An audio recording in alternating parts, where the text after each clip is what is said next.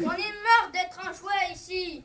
Je suis un ours après tout. Je veux aller me promener tout seul et faire un peu ce qui me plaît, sans obéir aux caprices d'une méchante petite fille.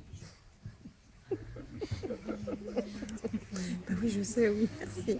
Et bien que la chambre fût tiède, et tant qu'Élisabeth dormait plaisante, Michka s'était sauvée en passant par la chatière. Maintenant, il s'en allait dans la neige.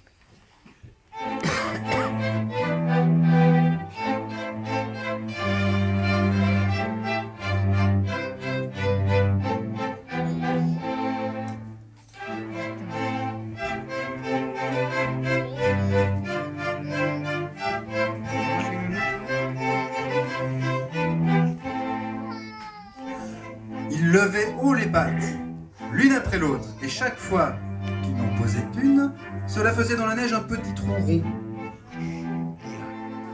Or, depuis bien 5 minutes, un roitelet le suivait.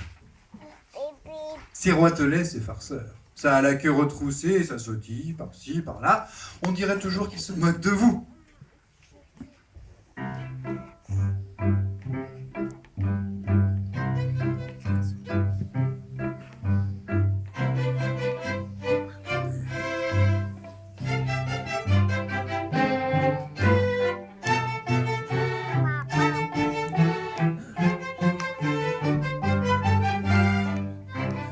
Celui-là faisait piou-piou dans le dos de Michka. Et quand Michka se retournait, vite il se laissait tomber dans un petit trou rond que les pattes de Michka avaient fait dans la neige. Disait Michka. J'avais bien cru pourtant entendre. Et dans son trou, le roitelet mourait de rire.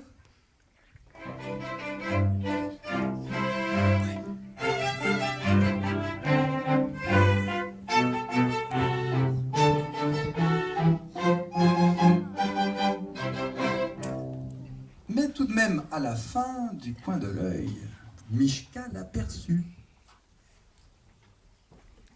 Brrr, lui fit-il au nez, se retournant d'un seul coup. Pauvre roitelet. Il eut si peur qu'en volant, il emmêlait ses ailes et que ce fut miracle s'il ne tomba pas. Il se blottit sous un buisson et se tint désormais tranquille.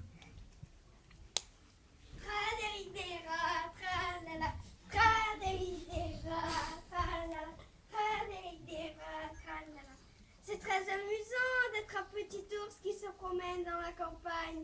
Je ne veux plus jamais être un jouet. Après ça, au pied d'un arbre où la neige avait fondu, Michka trouva un